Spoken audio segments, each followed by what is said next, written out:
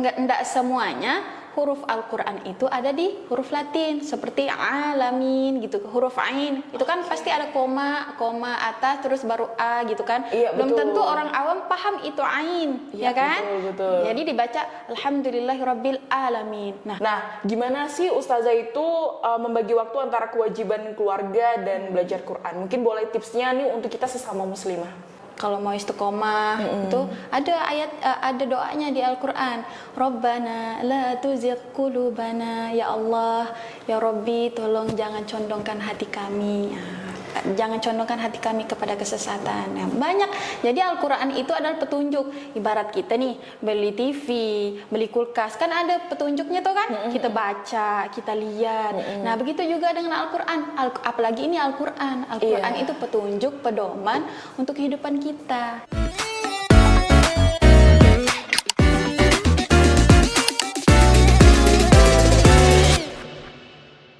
Bismillahirrahmanirrahim. Alhamdulillah kali ini saya ditemani oleh Ustazah Sa'adah. Masya Allah, tabarakallah. Assalamualaikum Ustazah. Waalaikumsalam Kak. Apa kabar? Alhamdulillah baik. Harusnya saya nanya nih Ustazah. Udah lama banget ya kita udah nggak ketemu ya. Bener. Udah hampir setahun lebih kayaknya ya. Iya, udah selama itu. Udah punya anak. Jadi Iya, susah betul bertemu. banget. Nah teman-teman, Ustazah Sa'adah ini merupakan muhafiz dari Qoro'a. Jadi buat teman-teman mungkin kalau dengar suaranya, ini kan kita nggak tatap muka ya Ustazah ya. Jadi kalau teman-teman dengar suaranya pasti udah nggak asing. Oh jangan-jangan ini salah satu yang ngoreksi bacaan Quran nih di Qoro'a. Ini ya ternyata Ustazah Ternyata Sa'adah. ini ya Ustazah Sa'adah ya. Karena kan kita tim muhafiz kita kan banyak banget ya Ustazah ya. Jadi kalau lah bisa menilai lah suaranya. Terkadang pun suara hampir juga mirip-mirip kalau ada perempuan ini ya Ustazah ya. Masya Allah, tabarakallah. Ini jadi kesibukannya sekarang ngurusin anak tentunya. Ngurusin anak di rumah. Iya, dan juga ngisi-ngisi kegiatan lainnya, serta yang pasti koreksi bacaan Quran teman-teman kita ya. Apalagi kemarin ada event kan banyak yang dikoreksi. Betul banget. Kemarin kita baru selesai event kurban ya, dan pemenangnya pun udah ada. Udah ada. Iya. Alhamdulillah. Insya Allah. Oke, lanjut nih Ustazah.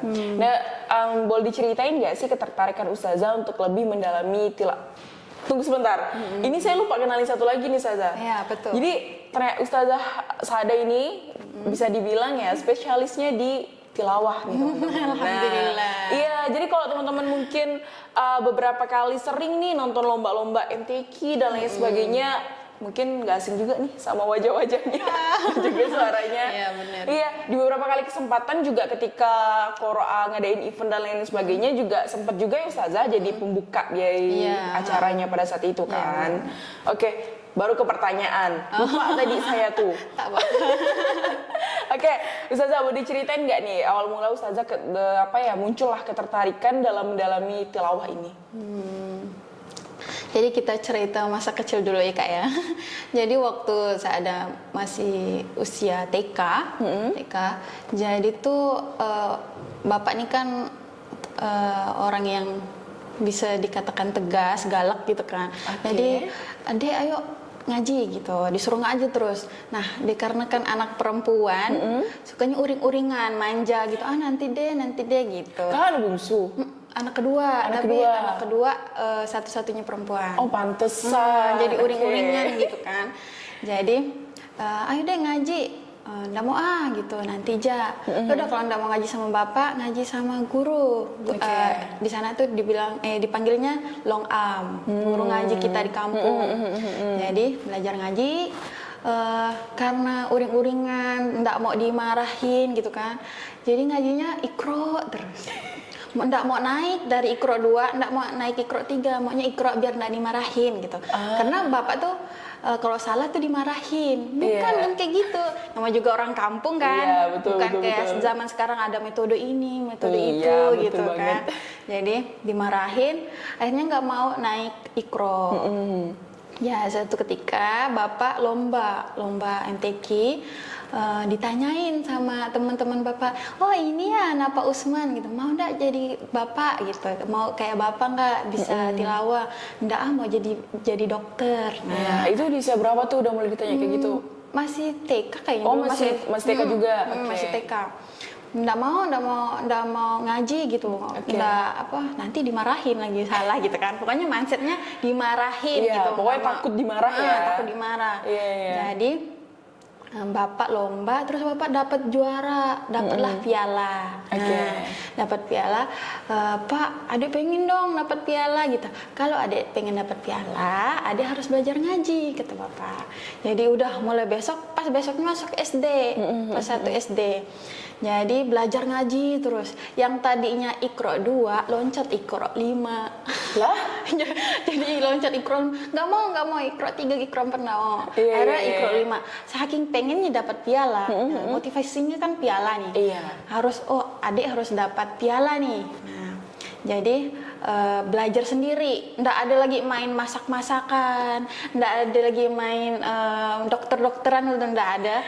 Jadi setelah sekolah, pulang sekolah ngaji sendiri di kamar, sore ngaji lagi sama guru yang di kampung, ba'da maghrib ngaji sama bapak. Nah, ngaji sama bapak tuh karena anak perempuan uring-uringan gitu, jadi bapak ayo dek ngaji dek gitu, marah mama yang ngebujuki kayak gitu.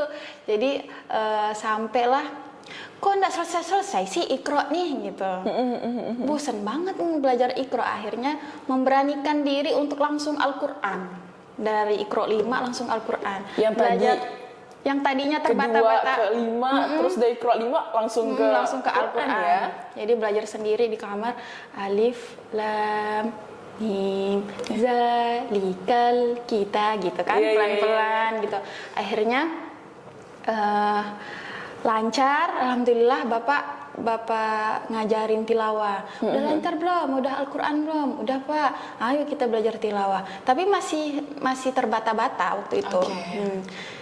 Surah pertama yang Bapak ajarkan tilawah itu surah Ali Imran ayat 102, ya ayyuhallazina amanu taqullaha haqqa tuqatih. Jadi ingatan waktu kecil tuh tajam kan Kak? Iya, betul banget. Jadi daya tangkapnya tuh tajam. Jadi Bapak bacakan, saya dengar, diulang, akhirnya hafal gitu, ayat demi ayat hafal. Jadi bisa ngikutin iramanya, diikutin. Nah, jadi pas kelas 3 SD, alhamdulillah ada kesempatan lomba antar sekolah. Nah, dapatlah juara 3. Masya Allah. Kok juara 3 sih Pak? Gitu. Ini pialanya kecil, maunya yang gede kayak Bapak gitu. Kalau adik mau dapat yang gede harus belajar lagi, kata Bapak. Ayo belajar lagi. Sampai akhirnya kelas 5 SD lomba lagi, dapatlah juara 2. Lah, kok juara 2 sih? Kan kita udah bagus nih ya. Kok juara 2, kenapa enggak juara 1? Kata Bapak harus belajar lagi karena kan banyak saingan, banyak tahapannya, enggak mungkin adek juara 1. Harus belajar lagi, terus sendiri Kak belajarnya. Karena belajar sama Bapak itu ba'da maghrib doang. Jadi siang, sore, ba'da maghrib sama Bapak. Malam juga ba'da isya tuh tetap belajar sendiri. Berarti bisa dibilang Ustazah ini pembelajarannya itu memang dari orang tua, ayah ya tentunya, yang juga jadi support system nih di sini selain daripada guru. Kemudian juga memang ada keinginan sendiri, makanya belajar otodidak dan ada gurunya lagi. Gurunya di rumah lagi. Jadi ya memang bisa dibilang belajarnya ya dari lingkungan juga juga mendukung.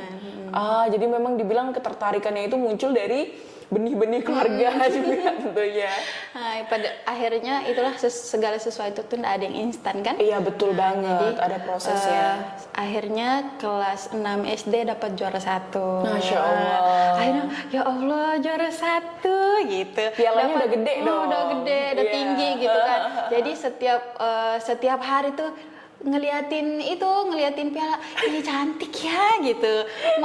Nanya sama mama, ini dari emas ya? Bukan deh gitu.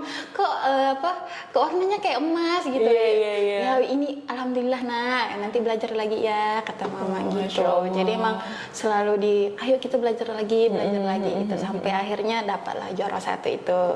Berarti memang sepenting itu juga ya peran keluarga dalam mendukung ya. Peran bapak sama mama itu harus saling mendukung anaknya. Kadang kan kita belajar Al-Quran ada jenuhnya Kak, ada jenuhnya, ada kok kayak gini sih, kok sulit sih gitu. Itu harus didukung dan harus diingatkan lagi. adik pengen dapat apa sih, adik pengen kayak gimana sih, pengen dapat rewardnya apa yang dicapai itu. Nah, harus yang kita tuju itu apa. Nah, jadi itulah yang jadi motivasi. Nah, kalau saya ada kan waktu kecil pengen dapat piala kan. Nah, itu motivasi yang pertamanya gitu. Oke, jadi memang dari kecil tuh ya memang dapat piala itu, sampainya belajar ngaji, difasikan dan lain sebagainya, ikut lomba dan akhirnya seperti itu ya Ustazah. Tapi sekarang ini udah beda lah pasti. Beda lagi, udah beda lagi tujuan. Itu kan masa kecil ya teman-temannya, masih kecil. Jadi tujuannya piala dan kalau udah dewasa udah beda lagi. Udah beda lagi. Udah mindsetnya udah beda. Mindsetnya udah beda lagi dong tentunya. Karena kan kalau masih sama ya itu beda. Nah, aduh. Aduh gitu. Aduh. Jadi sampai kelas 1 SMP, kelas 2, kelas 3 itu udah bukan lagi piala tuh Kak. Udah bukan, karena udah banyak teman-teman kan, dari Pontianak, dari Sambas, sudah banyak teman-teman. Jadi ngelihat teman-teman udah berangkat ke Jakarta nasional gitu kan. Kok aku pengen dong naik pesawat. Nah, jadi Pak, adik pengen naik pesawat. Ya udah, kalau adik pengen naik pesawat, adik harus belajar lagi. Nah, belajar terus setiap hari. Lagi boring, ya udah, kalau adek bosen main jangan apa-apa gitu, dikasih waktu main. Jadi sore ndak belajar, main masak-masakan, biasalah kan. Nah, terus SMP tuh waktu masih SMP ada masih kayak anak SD tuh Kak. Jadi kayak masih ya anak perempuan emang manja ya. Iya betul, apa satu-satunya tadi kan. Satu-satunya emang manja banget. Terus akhirnya kelas 2 SMP itu ditakdirkan Allah untuk pergi ke Jakarta. Dapat juara 1 langsung berangkat ke Jakarta. Itu bawa bapak juga. Jadi pertama kali naik pesawat kelas 2 SMP. Masya Allah. Jadi seru juga ya pengalamannya. Tapi sejauh pengalaman Ustazah dari awal ya, dari awal sampai lah sekarang. Ada nggak sih perjalanan entah bertilawah ini yang paling berkesan bagi Ustazah? Perjalanan banyak ya Kak ya. Jadi bonusnya bisa bonus dari belajar tilawah ini saya bisa berangkat ke Surabaya, ke Aceh, yang kayak traveling gitu lah ya. Traveling tapi bukan pakai duit sendiri, pakai duit. Itu feel-nya beda dong pastinya dengan kita yang nabung hasil usaha, entah kita kerja atau lain sebagainya kan beda banget ya rasanya. Jadi mewakili dari daerah, jadi pemerintah daerah yang biayain. Terus udah gitu enaknya kita dikasih duit lagi gitu, dikasih duit jajan gitu. Jadi alhamdulillah semuanya sangat berkesan. Tambah lagi yang Masya Allah, dan sampai sekarang mudah-mudahan terulang lagi momen itu. Saya ada dapat hadiah umroh kelas 3 SMA. Oh iya? Dapat hadiah umroh dari pemerintah Mempawah. Masih Quran ya. Itu alhamdulillah bonus. Tapi waktu itu karena masih SMA, masih polos-polos gitu kan. Jadi gimana kalau hadiah umrohnya kasihkan ke bapak gitu. Tapi dari pemerintah nggak bisa. Jadi ya udah saya ada yang umroh. Masya Allah. Gitu. Alhamdulillah. Jadi udah nanti umroh bareng ya. Amin. Bukan hanya umroh bareng, kita haji furoda bareng ya. Amin. Satu tim Furoa ya. Jadi kita rame-rame nanti. Karena ini kan musim haji juga kebetulan kita kan. Jadi Benar-benar. udah banyak saudara-saudara kita yang udah dipanggil duluan kan ke Baitullah gitu. Jadi rasa keinginan kita ya bukan hanya sekedar umroh doang. Kalau umroh kan mungkin udah pernah ke sana. Kalau haji kan ini beda gitu. Kan? Masya Allah luar biasa. Sebulanan kan kurang lebih kita ke sana benar-benar. Mudah-mudahan diundang ya. Amin, amin ya robbal alamin kita haji furoda. Oke, nah tapi nih Ustazah, tadi kan kita ngomongin belajar Quran ya kan, belajar ngaji, tadi cerita Ustazah dari belajar Qurannya dari masa kecil, luar biasa banget. Nah sebenarnya dari belajar Quran ini Ustazah, apakah hanya sekedar kita belajar baca Quran doang, ya kan? Belajar Quran itu kan meliputi nada, irama, ya kan, kemudian tajwidnya, tahsin dan lain sebagainya. Atau bagaimana sih yang termasuk juga dalam belajar Quran Ustazah? Jadi belajar Al-Quran tuh banyak, bukan hanya sekadar membaca, tapi ada belajar tajwid, izhar, ikhfa, iqlab. Nah, banyak tuh ilmu tajwid tuh banyak yang harus didalami lagi. Kemudian ada tahsin, makhraj, makhraj hamzah di mana, makhraj ain di mana.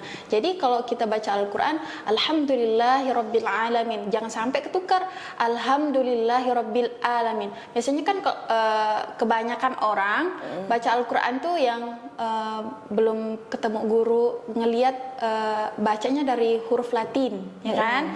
Nah, huruf Latin kan enggak semuanya huruf Al-Quran itu ada di huruf Latin, seperti alamin gitu, huruf ain itu kan pasti ada koma atas terus baru a gitu kan. Belum tentu orang awam paham itu ain, ya kan? Betul. Jadi dibaca alhamdulillahirabbil alamin. Nah, beda lagi tuh artinya. Alhamdulillahirabbil alamin, alamin segala puji bagi Tuhan kan? Nah, alhamdulillahirabbil alamin, segala puji bagi Tuhan semesta alam. Nah, kalau kita baca ainnya jadi hamzah, alamin jadi Tuhan orang-orang yang berpenyakit. Nah, innalillahi. Jadi itu salah besar kan. Nah, makanya kita harus belajar makhraj, harus belajar tajwid. Terus udah tahap akhirnya kita belajar tafsir, bukan akhir ya, bukan. Selanjutnya, nah, kita belajar tafsir, kemudian ada lagi belajar qiraat. Qiraat itu Imam Nafi, Imam Abu Amr. Nah, itu beda-beda lagi gitu.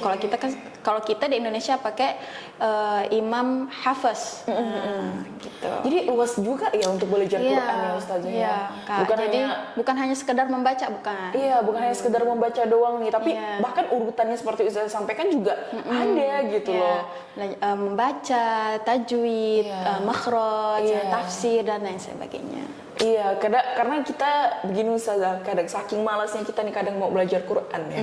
Kita dengerin doang nih kadang. Dengerin terus kalau ada entah ngaji bareng atau lain sebagainya, udah baca Latinnya doang. Padahal sebenarnya itu kesalahan fatal juga. Kesalahan. Kalau alangkah lebih baiknya baca dengan Arab gitu. Makanya harus cari guru. Kan zaman sekarang udah enak ya, Kak. Jadi kalau misalnya malu cari guru atau nggak ada waktu, bisa buka YouTube atau belajar di Qoro'ah. Iya, betul kan? banget. Bisa belajar di Qoro'ah. Kan kebanyakan orang juga tapi di Qoro'ah bayar Ustazah. Gitu. Ya, nama juga kalau mau belajar Al-Quran, mau mencapai segala sesuatu yang kita inginkan, harus ada pengorbanan. Pengorbanan apa? Pengorbanan waktu, pengorbanan biaya, gitu kan?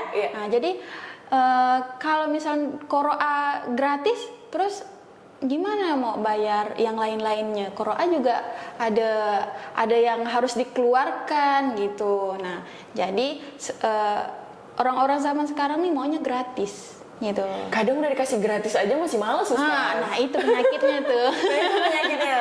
Kadang kalau harus udah diperbaiki gratis itu. Iya, betul banget. Kadang udah gratis pun masih aja males baca Quran, ya kan? Jangankan untuk aplikasi Qoro'ah yang mudah diakses ya. Terkadang ada guru ngaji yang benar-benar secara langsung loh. Iya, gratis kan di masjid-masjid biasanya. Enggan kok untuk ke masjid biasanya. Nah, itu kan penyakitnya sih. Yang harus diperbaiki gitu. Iya, dan harus lebih aware lagi sih kita kadang sama diri sendiri. Karena tuh banyak manusia secara sadar nggak sadar dia zolim sama dirinya. Benar. Iya kan? Mungkin dia ngelihat orang lain begini begitu, tapi ternyata dia zolim sebenarnya sama dirinya sendiri. Dia nggak sadar sama hal itu. Iya. Mudah-mudahan hati kita selalu dijaga Allah ya. Amin.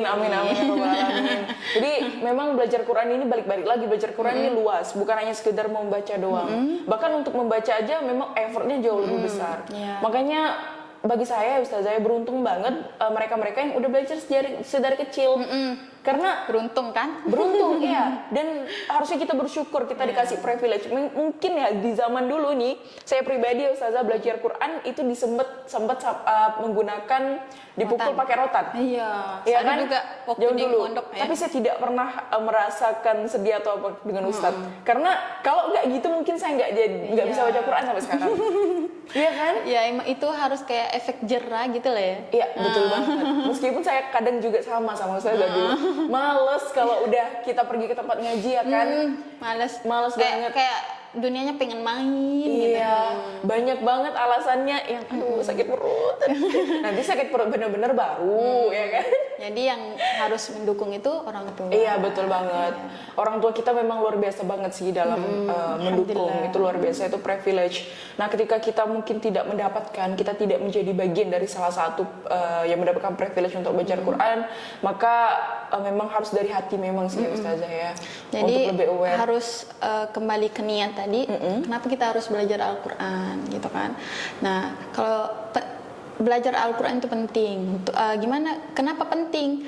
Karena kalau kita tidak belajar Al-Quran, maka sholat kita dipertanyakan lagi. Karena kan kita sholat baca ayat-ayat Al-Quran, terutama surah Al-Fatihah. Nah jangan sampai ayat demi ayat di surah Al-Fatihah itu ketuker atau salah terjemahannya yang semestinya Tuhan semesta alam tadi kan, jadi betul. Tuhan orang-orang yang berpenyakit. Nah itu nauzubillah gitu. Jadi kenapa harus sholat? Sholat kan rukun Islam. Kembali lagi tadi rukun Islam. Kemudian kenapa harus sholat? Nah kita minta rezeki sama Allah, tapi kita tidak sholat. Nah itu kan kita harus kembalikan lagi ke niat awal. Kita belajar Al-Quran, mau memperbaiki sholat, mau dekat sama Allah, mau minta perhatian Allah gitu. Biar setiap kegiatan kita diridhoi Allah, setiap apa yang kita mau Allah kabulkan. Kan seperti itu. Nah, jadi biar apa-apa yang kita inginkan Allah mudahkan. Nah, itu yang pertama. Jadi harus ingat kembali lagi bahwa apa sih kita mau, niat kita awalnya kenapa kita harus belajar Al-Quran. Nah, gitu. Karena untuk orang yang belajar Quran tentunya satu hal yang paling penting di dunia ini yang jarang kita ketahui adalah ketenangan sebenarnya Ustazah. Iya, benar. Ketenangan hati kan. Mungkin kadang kita minta ya Allah murahkanlah rezekiku, sehatkan badanku. Padahal sebenarnya yang paling penting hati kita yang tenang. Karena menurut saya ketika hati kita yang tenang, ya tenang aja hidup kita fine-fine aja kan. Mau apapun masalah yang kita hadapin gitu. Seberat apapun masalah itu kan. Iya betul banget. Ketika kita lebih dekat dengan Al-Quran, otomatis pelan-pelan suatu hal yang terbaiki, banyak hal terbaiki dari seperti yang Ustazah bilang, sampaikan sholat, mendiamkan Ustazah dan lain sebagainya. Dan itu akan membantu hati kita jauh juga lebih tenang gitu ya Ustazah. Jadi ada kalau mau istiqomah itu ada doanya di Al-Quran. Rabbana la tuzigh qulubana, ya Allah, ya Rabbi tolong jangan condongkan hati kami. Jangan condongkan hati kami kepada kesesatan. Nah, banyak. Jadi Al-Quran itu adalah petunjuk. Ibarat kita nih beli TV, beli kulkas, kan ada petunjuknya tuh kan. Kita baca, kita lihat. Nah begitu juga dengan Al-Quran. Apalagi ini Al-Quran. Al-Quran itu petunjuk, pedoman untuk kehidupan kita, gitu kan. Nah jadi apapun permasalahannya, apapun yang kita inginkan, balik lagi ke Al-Quran gitu. Kalau mau istiqomah, lihat Al-Quran. Rabbana la tuzigh qulubana ba'da idh hadaitana wa hab lana min ladunka rahmah innaka antal wahhab. Nah, jadi kita doa sama Allah. Sepenting itu memang belajar Quran bagi kehidupan kita ya Ustazah ya. Nah Ustazah, apa nih tips untuk kita yang baru pemula ingin belajar Quran? Kalau dari Ustazah sendiri. Tips untuk pemula, yang pertama tadi luruskan niat. Karena segala sesuatu kalau kita kayak nggak ada rewardnya gitu, kita kita uring-uringan ya. Iya, kadang manusia jadi kayak gitu. Harus ada tujuan. Kenapa kita harus belajar Al-Quran? Tadi mau memperbaiki sholat, pengen dekat sama Allah, pengen dapat perhatian Allah, gitu kan? Karena dunia ini kan sementara. Nah, kehidupan akhirat tuh yang selama-lamanya. Kadang banyak motivasi seperti itu, kadang kita uring-uringan juga. Iya, betul. Cuman sadarnya sebentar gitu. Nah, harus ada reward untuk diri sendiri. Nah, itu kembali ke pertama niat. Mau belajar Al-Quran tuh apa sih? Apa yang dituju? Nah, kedua sabar. Karena tadi udah ada ceritakan Nah, dari yang TK, kemudian kelas 1, kelas 2, baru kelas 3 dapat kesempatan lomba gitu kan. Jadi perjalanan itu kan jauh tuh, lama perjalanannya. Jadi bukan sebentar, harus sabar gitu. Sabar susah Ustazah, ya sabar susah emang. Karena kan sabar balasannya surga, betul. kan? Sabar dan sholat balasannya surga. Jadi surga itu mahal, tidak bisa kita bayar dengan duit, tidak bisa kita bayar dengan apapun. Jadi harus sabar, kemudian cari guru. Nah, cari guru yang bisa mendengarkan, memberikan nasihat-nasihat, masukan, memperbaiki bacaan kita. Kalaupun tidak ketemu sama gurunya, sekarang zaman modern. Balik lagi sama saya sampaikan tadi zaman modern, serbanya mudah. Kenapa nggak digunakan? Jangan sampai nanti di akhirat Allah tanya, ini jempol untuk apa? Gitu. Nah, jempol segala badan kita nanti kan jadi saksi. Nah, nanti kan misalnya nih teman-teman Qiraah yang udah pernah belajar, ya Allah, saya jempolnya bersaksi bahwa si Fulan pernah setoran di Qiraah. Nah, Masya Allah kan? Kok saya merinding juga ya Ustaz, saya dengar cerita. Bisa jadi jempol kita, HP kita, semuanya bersaksi bahwa kita pernah belajar Al-Quran. Gitu. Masya Allah. Jangan sampai tubuh kita nggak jadi saksi. Jempolnya ngomong, dia nggak ada belajar Quran ya Allah, malah scroll. Apalagi scroll mantan. Waduh, berat kan. Jadi memang kalau seperti tadi saya sampaikan, carilah guru itu bukan hanya sekedar guru yang bisa ngajarin kita baca Quran doang ya, tapi ini guru yang bisa membimbing juga, baik dari amal-amal yang kita yang lain, mengajak kita untuk hal-hal kebaikan tentunya Ustazah ya. Intinya belajar Al-Quran itu harus sabar. Karena prosesnya panjang gitu. Konsistensi itu penting banget ya Ustazah. Bener, istiqomah. Jadi sambil belajar, sambil mohon kepada Allah, ya Allah, bimbing hati ini, jiwa ini, raga ini untuk senantiasa istiqomah dalam kebaikan, untuk senantiasa belajar Al-Quran gitu. Minta tolong sama Allah gitu. Jangan sampai lepas lah minta tolong sama Allah gitu. Karena kan zaman sekarang meskipun zaman yang canggih, tapi banyak juga ujiannya kan. Betul banget. Terutama scroll TikTok, scroll ini, scroll itu kan. Tapi dari gimana pun ya platformnya juga ada kebaikan di dalamnya. Iya, ada. Bukan nggak boleh, boleh, tapi ada batasnya gitu. Iya, ada batasnya. Jadi balance ya antara dunia dan akhirat. Iya, betul banget. Jadi bukalah mungkin konten-konten yang jauh lebih bermanfaat. Misalnya konten di TikTok Qiraah bisa. Aduh. Oke, Ustazah, ada apa nih surah yang paling Ustazah favoritin dalam bertilawah? Dalam bertilawah, nggak ada yang favorit sih, semuanya favorit. Semuanya favorit ya. Tapi biasanya kita kan ada kesukaan nih, yang ini terus kita baca biasanya kayak gitu. Surah yang paling sering itu surah Al-Fatihah. Karena bagi Saada surah Al-Fatihah tuh kita baca sholat. Terus surah Al-Fatihah juga bagi kehidupan saat itu ajaib. Nah, Al-Fatihah adalah syifa, penyembuh gitu. Karena Saada pernah sampai sekarang ada penyakit namanya hipertiroid, Kak. Nah, hipertiroid itu penyakit yang mengganggu jiwa. Jadi nggak bisa tidur malam, gelisah, terus keringetan, terus jantungnya dak-duk gitu kan. Pokoknya lebih ke jiwa gitu.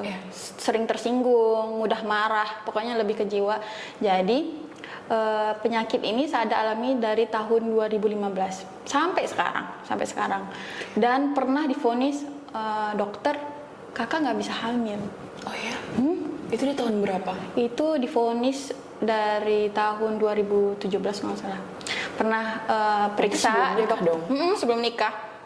Jadi kayaknya udah nikah belum dok? Oh, kayaknya nggak bisa punya anak gitu.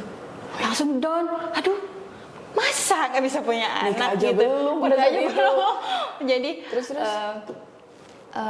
ya udah minum aja obat gitu. Jadi selama 3 tahun dari 2015 itu minum obat, tapi nggak ada perubahan, Kak. Nggak ada perubahan. Cuma ada perubahan keringatnya berkurang. Nggak terlalu berlebihan kayak biasanya. Nggak berlebihan kan. Terus sampai akhirnya kayaknya ada sesuatu yang harus jadi amalan. gitu. Oke. Pikir ngelihat ceramah-ceramah Ustadz Abdul Somad, Ustadz Hadi Hidayat gitu kan. Jadi ya udah Bismillah, dawamkan, istiqomahkan surah Al-Fatihah. Jadi setiap mau tidur selalu baca ya Allah, baca Al-Fatihah gitu. Biasa mau minum juga baca Al-Fatihah. Nah, alhamdulillah nggak disangka-sangka juga saya bisa dapat bisa lomba gitu, bisa bertilawah gitu kan. Karena tilawah tuh kan pakai nada-nada tinggi, Kak. Iya, betul jadi banget. suara tuh meskipun berat sih, berat agak lumayan sakit, tapi Allah izinkan keluar, bisa mampu untuk mengeluarkan suara itu atas izin Allah, alhamdulillah. Kemudian pokoknya sampai sekarang Al-Fatihah itu tetap diamalkan. Kemudian yang lebih Masya Allahnya tuh ya sekarang kan tadi divonis Nggak bisa hamil, nggak bisa Iya. punya anak gitu. Tapi alhamdulillah atas izin Allah, segala sesuatu tak ada yang tak mungkin kata Allah. Jika Allah bilang kun fayakun, gitu kan? Iya. Nah, manusia bilang tak bisa punya anak, tapi kata Allah bisa punya Bisa. anak. Akhirnya punya anak, Allah punya anak, ada 9 bulan. 9 bulan sekarang, Alhamdulillah. cewek lagi, Masya Allah, tabarakallah. Iya. Tak hanya itu, Kak, surah Al-Fatihah nih bagi saya ada mustajab. Yep. Obat dari segala obat. Pernah divonis ada sesuatu di rahim juga sebelum nikah, hamil 3 bulan sebelum nikah. Setelah khidbah itu tiba-tiba sakit perut banget, sampai ya udah saya ke dokter gitu. Jadi ke dokter, periksa dokter kandungan, ternyata ada benjolan gitu di rahim. Dan ini harus katanya dioperasi. Kalau nggak dioperasi ya nggak bisa punya anak. Gitu. Waduh, udah 2 kali nih, udah 2 penyakit nih. Dibilang nggak bisa punya anak. Jadi coba down kan waktu itu. Jadi coba diskusi sama calon suami. Kalau mau lanjut silahkan. Kalau mau terima, kalau mau lanjut berarti terima saya apa adanya, gitu, dengan segala kekurangan, dengan segala penyakit.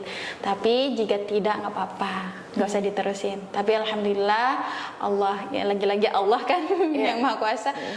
Allah izinkan beliau tetap lanjut, tetap bawa keluarga besar gitu. Berarti itu tidak melakukan operasi, Kakak, sama sekali? Enggak. Terus bulan berikutnya itu setiap mau tidur lagi baca Al-Fatihah, diusapin di leher, diusapin di rahim. Ya Allah, dengan izin Allah pasti sembuh kok, gitu. Pasti sembuh. Sambil nangis-nangis. Siapa sih perempuan mana sih tidak sedih, Kak? Iya, betul banget. Posisinya mau nikah, divonis seperti itu. Jadi overthinking dong. Iya, betul banget. Jadi selalu istiqomahkan, tidak pernah putus surah Al-Fatihah. Diusap-usap di rahim, ya Allah tolong ya Allah, ya Allah tolong ya Allah, gitu kan. Jadi pergi ke dokter bulan berikutnya, alhamdulillah dokter lihat kok nggak ada benjolannya ya, Kak, gitu. Nggak ada sama sekali benjolannya, sampai 3 dokter didatengin, nggak ada. Nggak ada ya? Ya, keajaiban, Masya Allah. Tanpa operasi, tanpa minum obat sama sekali, Kak. Jadi emang Masya Allah surah Al-Fatihah. Dan Ustazah mempercayai bahwa memang Al-Fatihah yang sering dibaca itu menjadi wasilahnya juga kan, untuk sembuh kan, dari penyakitnya. Intinya yakin. Karena yakinnya kita sama Allah, bukan sama yang lain kan. Benar, yakin Allah bantu lewat surah Al-Fatihah. Masya Allah. Karena emang Al-Quran itu asyifa. Syifa adalah obat. Gitu. Jadi kalau mau apapun, mau minta petunjuk, mau minta penolong, mau minta obat, itu lewat wasilah Al-Quran. Lewat Al-Quran. Jadi rugi kalau kita nggak bisa baca Quran. Rugi banget. Rugi banget. Apalagi kalau kita udah bisa baca Quran nih, tapi kita nggak memperbaiki bacaan Quran. Padahal kita tahu bacaan Quran kita masih terbata-bata. Itu harus. Ya. Karena ilmu Al-Quran itu luas. Bukan hanya sekedar membaca, bukan hanya sekedar belajar tajwid tahsin, tapi ada menghafal. Nah, jadi di akhirat nanti, di surga nanti, para penghafal Al-Quran ini diangkat derajatnya, bisa mendapatkan, bisa memberikan syafaat, bisa memberikan penolong untuk keluarganya. Nah, itu tingkatan yang tertinggi. Kalau untuk teman bisa, Ustazah? Bisa. Oke, jadi kalau nanti di akhirat sama-sama ya. Masya Allah. Ustazah, Boleh dong tilawahin surah Al-Fatihah. Murotal aja ya.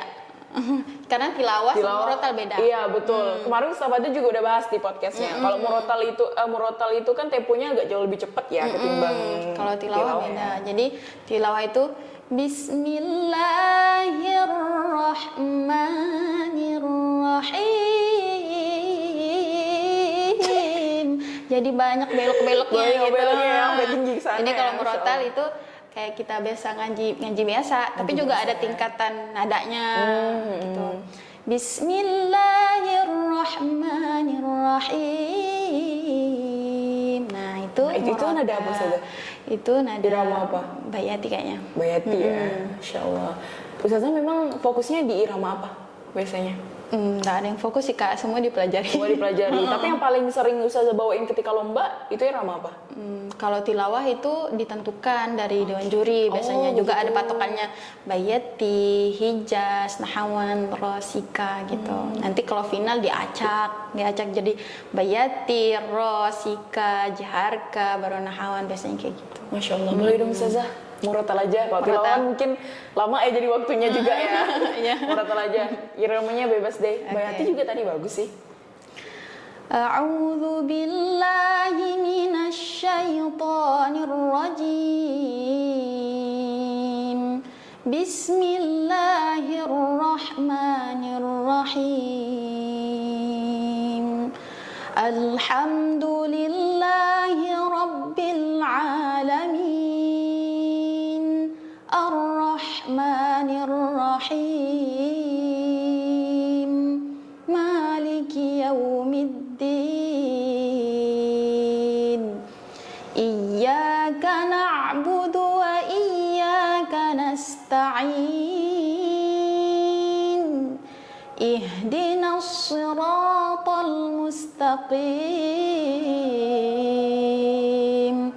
Siratal ladzina an'amta 'alaihim ghairil maghdubi 'alaihim waladdallin.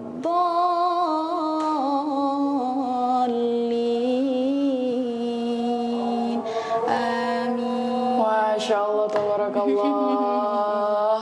Wah, luar biasa merdunya. Alhamdulillah. Ustazah, kira-kira semua orang tuh bisa nggak sih belajar tilawah kayak gini? Bisa. Murotal juga. Bisa. Kalau untuk murotal bisa. Jadi intinya nada irama itu nanti.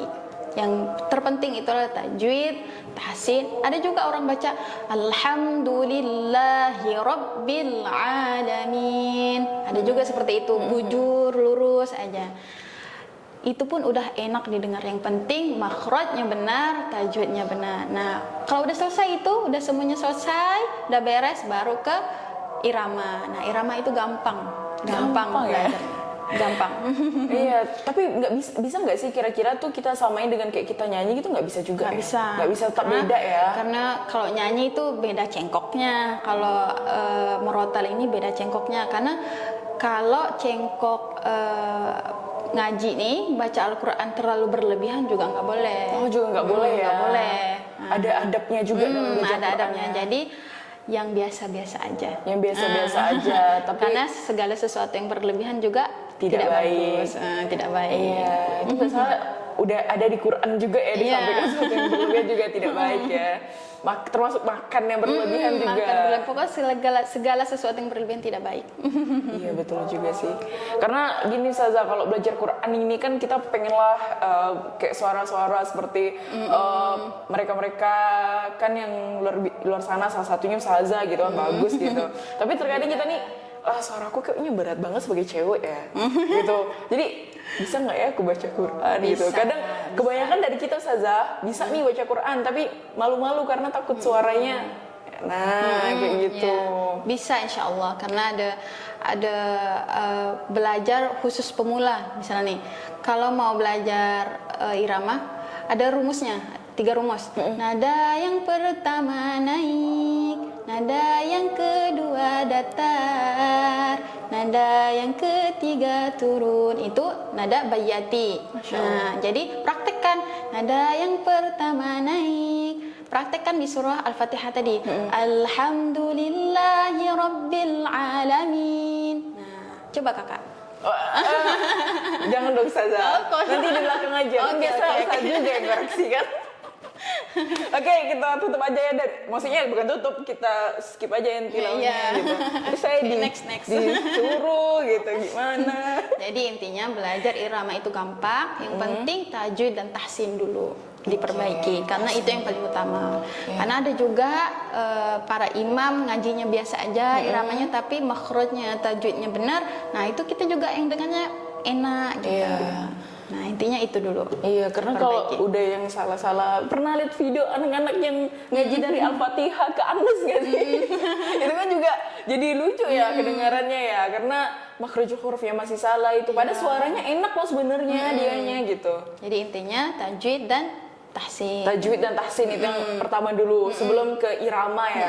Irama tuh yang sekian-sekian. Iya, karena balik-balik lagi sebenarnya kalau udah makhraj hurufnya udah betul, iramanya udah itu dapat menyeimbangin ya. Udah enak. Udah enak pasti ya. Gampang. Oke. Nah Ustazah, tadi kan juga Ustazah udah luar biasa juga menceritakan bagaimana manfaat Quran ya tentunya dalam kehidupan. Salah satunya tadi baru satu surah aja, iya kan? Al-Fatihah baru satu surah Al-Fatihah. Kalau diceritain yang lain mungkin agak panjang, mungkin kita bisa bikin part 2-nya ya. Boleh. Terlalu panjang kalau mau diceritain. Terlalu panjang nih kalau mau diceritain semuanya. Kita lanjut ke pertanyaan selanjutnya. Nah, gimana sih Ustazah itu membagi waktu antara kewajiban keluarga dan belajar Quran? Mungkin boleh tipsnya nih untuk kita sesama muslimah. Jadi tips untuk membagi waktu. Iya. Dengan notabene kan Ustazah sudah berkeluarga juga nih di sini nih. Jadi kalau mau Allah bantu segala sesuatu di kehidupan kita, maka dekat dulu dengan Al-Quran. Jadi kalau mau dimuliakan, maka dekat dulu dengan Al-Quran. Kalau mau Allah bantu, maka dekat dulu dengan Al-Quran. Jadi Al-Quran dulu diutamakan. Jadi seada biasanya dalam posisi masih punya anak bayi, Masya Allah, ujian punya anak bayi itu ngurusnya, ngerawatnya banyak lagi kan. Jadi emang disempatkan untuk baca Al-Quran. Biasanya sambil gendong anak nangis, sambil gendong baca Al-Quran gitu. Ini notabene juga Ustazah nggak ada babysitter atau enggak, semuanya diurus sendiri. Urus sendiri ya. Gantian sama suami. Jadi dedek juga mau tidur baca Al-Quran. Dia juga kadang anak kecil juga tuh anak sada tuh dibacain Quran Bismillah gitu, dia ngikutin gitu. Jadi emang sekalian mau mengedukasi dia sih, mau biar meskipun dia cuma tapi insya Allah mudah-mudahan ingat di ingatannya gitu. Nah, jadi kebiasaan.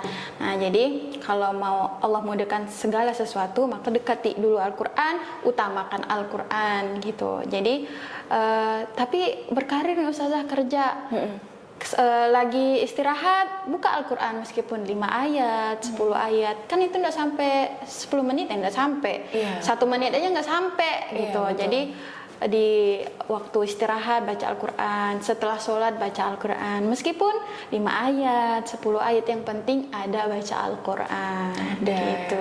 Meskipun mungkin nggak terlalu banyak yang penting ada. Yang penting ada. Biar hati kita juga tenang, Kak. Kalau coba aja 1 hari atau 2 hari nggak baca Al-Quran, gimana tuh gelisahnya. Harus ngapain ya gitu. Coba healing sana healing sini, tapi masih pulang healing, tapi juga mumet gitu. Overthinking. Kita kan kebanyakan overthinking, apalagi malam-malam Ustazah. Jadi gelisah, coba aja baca Al-Quran. Padahal kalau kita lagi mungkin overthinking malam-malam, buka aja, ambil aja Quran seperti Ustazah bilang kan. Ambil Quran, kita baca. Udah, tenang. Bisa Bismillah, tenang. Wah. Jadi buat teman-teman, dekati Al-Quran, sering baca Quran dan lain sebagainya. Yang belum bisa baca Quran, belajar, ya kan? Cari guru. Kalau malu, pakai Qur'an. Kalau nggak ada duit, kalau nggak duit, minta sama Allah juga. Minta sama Allah. Insya Allah pasti dikasih, dan juga tentu kan masa sama beli juga. kuota bisa, masa beli make up bisa, masa beli ini itu bisa, tapi belajar Al-Quran nggak bisa bayarnya. Aduh, apalagi Bismillah, ada rezekinya, ada jalannya. Iya, pasti Allah akan membuka jalan ya tentunya. Apalagi untuk belajar Quran. orang pasti kalau belajar Quran nih, wah alasannya gini-gini. Padahal sebenarnya udah mudah banget. Allah pasti akan buka jalannya itu. Benar-benar. Kadang kitanya aja nggak sadar ya Ustazah ya. Ya, Kak. Oh, Masya Allah, Barakallah. Jadi buat teman-teman yang mungkin ngerasa apa ya lagi overthinking nih, mikirin B segala macam. Terkadang kita nih bermasalah ya entah keluarga lah, kerjaan lah, atau kisah ini yang belum nikah nih kadang kisah para jodohnya. Kira-kira jodoh aku nih gimana ya? Kok belum datang-datang ya? Kok aku belum dilamar atau segala macam. Dekatkan diri dengan Al-Quran dulu. Mungkin setelahnya Allah dekatkan dengan hal-hal kebaikan lainnya. Benar. Siapa tahu jodohnya yang makin dekat. Kita nggak tahu ya Ustazah, rezekinya yang makin luas, bertambah betul kan? banget. Masya Allah, tabarakallah. Jadi balik lagi belajar Quran, dekat dengan Quran. Masya Allah. Masya Oke, Allah. Ustazah, last question. Nah, mungkin kita di sini bikin part 2 kan Iya, ya, boleh. podcast ya, biar banyak Karena nih banyak bahasan kita. cerita-cerita yang Iya, belum diceritakan. Betul banget. Apalagi tentang perempuan, ini kan perempuan luar biasa banget. Mungkin next lah. Next. Oke. Bismillah. Last question, lebih ke closing statement aja. Apa nih pesan Ustazah kepada generasi muda tentang pentingnya belajar Quran? Kayaknya udah ya gitu. Mungkin ini aja deh pesan untuk teman-teman semuanya, generasi muda. Bismillah teman-teman. Kembali lagi tadi, segala sesuatu pengen dimudahkan Allah, maka dekati Al-Quran. Karena sebaik-baiknya kamu, karena Rasulullah pernah bilang sebaik-baiknya kamu yaitu belajar Al-Quran dan mengajarkannya. Jadi kalau mau sebaik-baiknya hamba, sebaik-baiknya manusia di hadapan Allah dan Rasulullah, maka belajar Al-Quran. Karena Al-Quran diturunkan lewat Rasulullah. Kalau mau dapat syafaat kelak nanti di akhirat, maka dekati Al-Quran. Kalau mau diringankan segala sesuatu di dunia, maka dekati Al-Quran. Kembali ke Al-Quran, Al-Quran, Al-Quran. Emang istiqomah itu sulit, ada masanya, ada episodenya kita uring-uringan, futur ya, maka minta bimbing sama Allah. Ya Allah, tolong bimbing hati ini, jiwa ini, raga ini agar senantiasa istiqomah belajar Al-Quran, agar senantiasa selalu dalam kebaikan. Intinya minta sama Allah. Karena hidup dunia ini sementara, kita tidak tahu umur tidak berbau.